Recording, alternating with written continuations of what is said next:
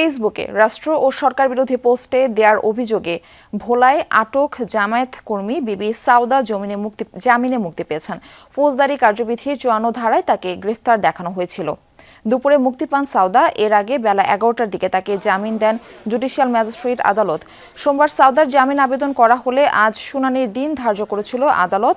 Police super জানান, Facebook রাষ্ট্র ও সরকার বিরোধী পোস্ট দেয়ায় রোববার রাতে জামায়াতের নারী কর্মী সাউদাকে আটক করা হয়। প্রাথমিক জিজ্ঞাসাবাদে তিনি দায় স্বীকার করেন বলেও জানান পুলিশ সুপার। বিষয়টি নিয়ে তদন্ত চলছে। এদিকে জামিনে মুক্তি পাওয়ার পর সাউদা বলেন, সবার বাকস্বাধীনতা রাষ্ট্রকে নিশ্চিত করতে হবে।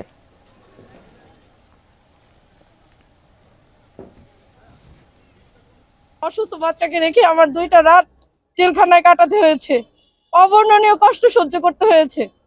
আমাদের মত আমরা যেন তুলে ধরতে পারি, আমরা এটাই চাই, আমরা এই আশাই ব্যক্ত করি। সেই তার ফেসবুক আইডি থেকে তার স্বামীর উপস্থিতিতে সেখানে দেখা হয় যে ফেসবুক থেকে বিভিন্ন ধরনের রাষ্ট্র এবং সরকারের বিরুদ্ধে পোস্ট করে, এবং পরবর্তীতে আরও ব্যাপক জিজ্ঞাসাবাদের জন্য তাকে যখন নিয়ে আসা হয় তখন সে স্বীকার করে সে ফেসবুক থেকে সেই পোস্টগুলো করে।